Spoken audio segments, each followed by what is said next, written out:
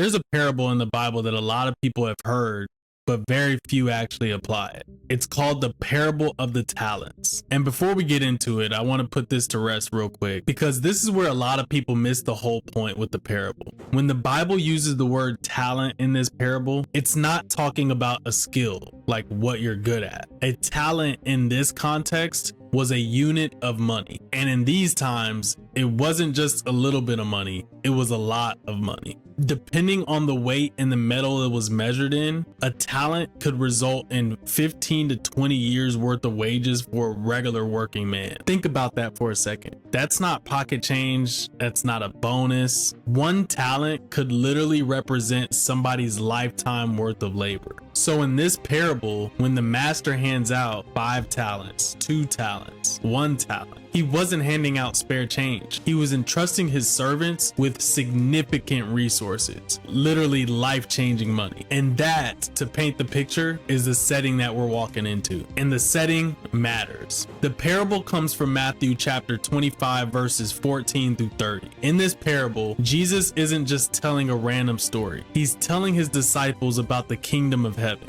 And he's giving them a series of parables about readiness, about watchfulness, and about how to live while you're waiting for something bigger. Right before this parable, he gives the parable about the 10 virgins, about being ready when the bridegroom returns.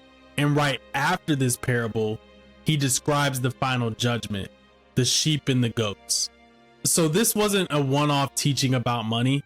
This was sitting inside a much bigger conversation about how you live with what you've been entrusted with. So here's what happens. A master is about to leave on this journey. And before he goes, he calls in his servants and he entrusts them with his wealth. To one, he gives 5 talents, to another 2, and to a third 1. And the Bible specifically says that he gave each according to his own ability.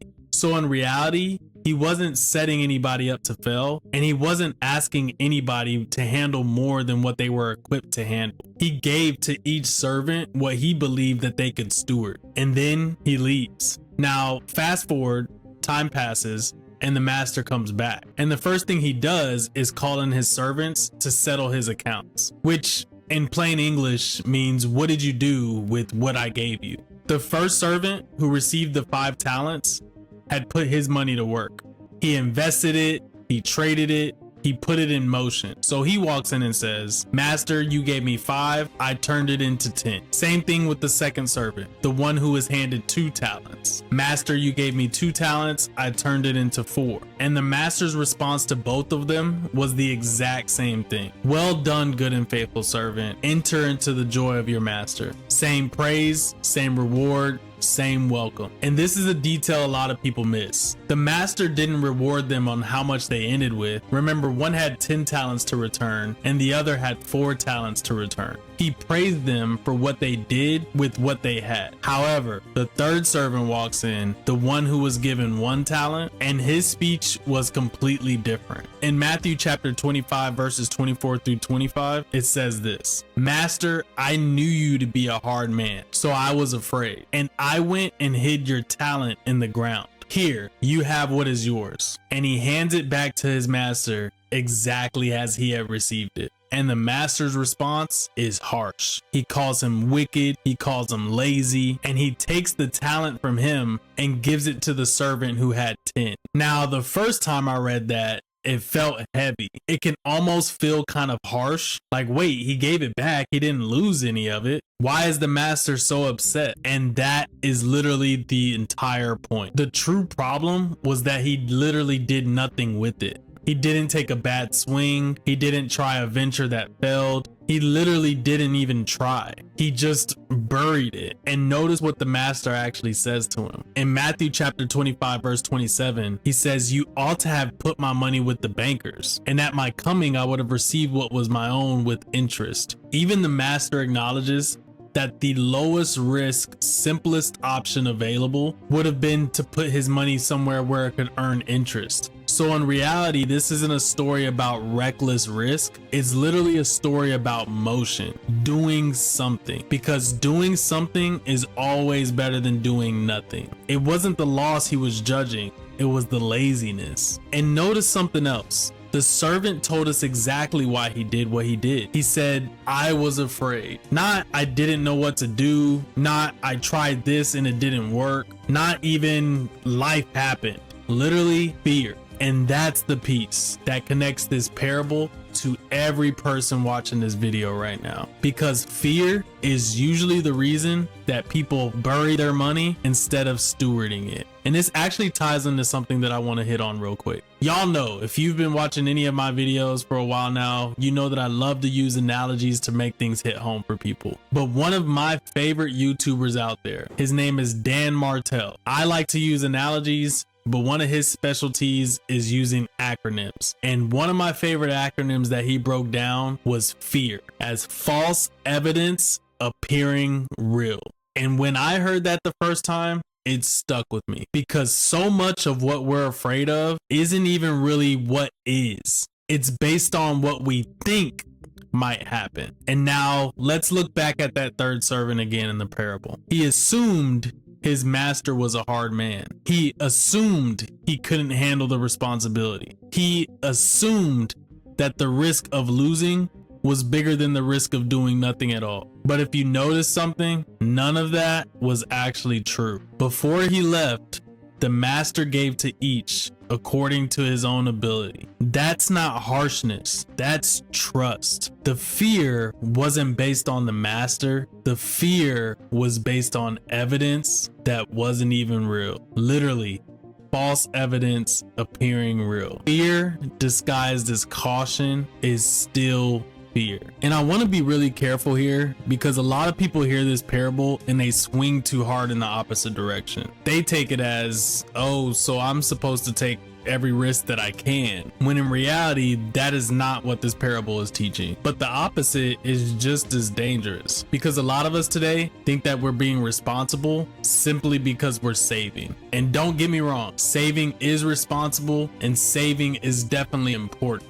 But there's a difference. Let me break it down simply. Saving protects your money, investing grows your money. Both matter, both have a purpose, but they both do completely different things. Saving is about access and having a peace of mind. The money is there when you need it right now, without the risk of it being less tomorrow than what it is today. Investing is about time and purpose. It's designed for money that you don't need to touch for a while, so it has room to grow. If all you're doing is saving, you're not multiplying, you're simply maintaining. And to be honest with you, in today's world, you're not even maintaining. And this is where the math gets uncomfortable, because every dollar you hold is losing purchasing power as time goes on. Statistics say that we see that the price of things doubles every 24 to 26 years, give or take. So think about it in this sense. $1 in the year 2000 is not worth the same amount of money as $1 in the year 2026. So for every dollar that you put away in a shoebox,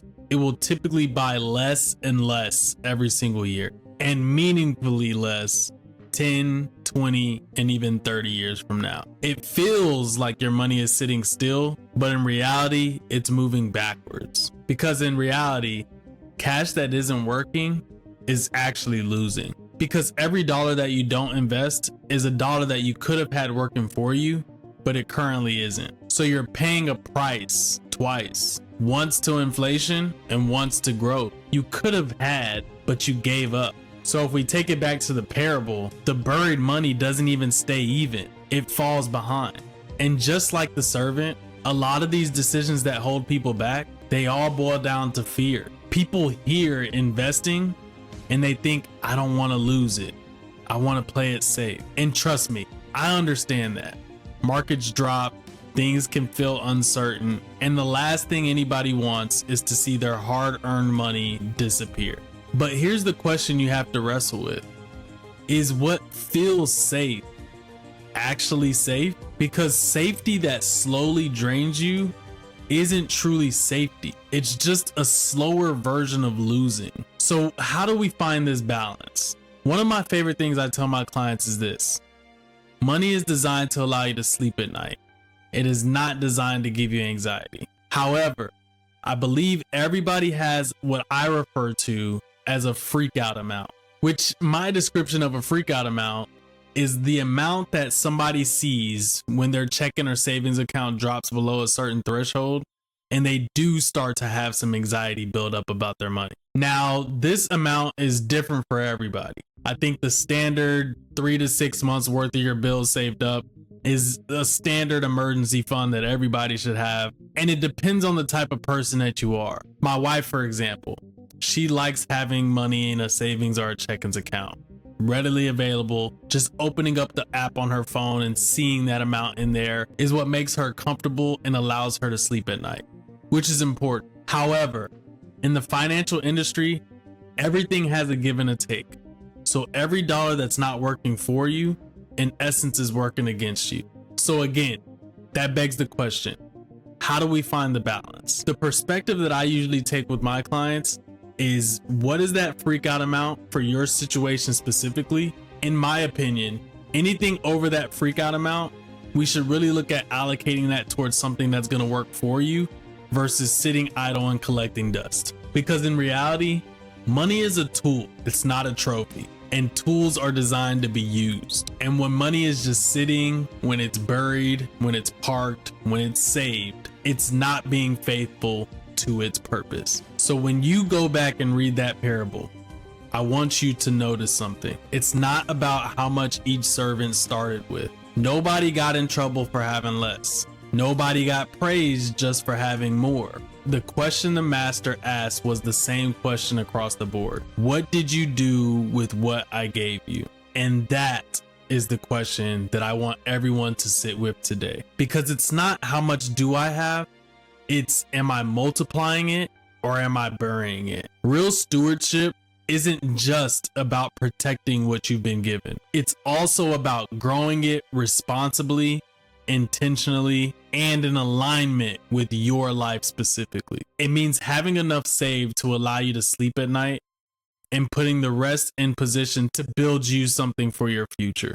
At Hyde Legacy Group, we help our clients find their balance between peace and purpose, where you don't make decisions out of fear or recklessness, but with clarity. If you've never sat down and thought to yourself, what is my freak out amount? Or about whether your money is actually working for you, let's have a conversation. Because at the end of the day, it's not about what you have. It's about what you've done with what you've been given. If you want to set up a meeting, click the link in the description below, and I would love to sit down and talk to you.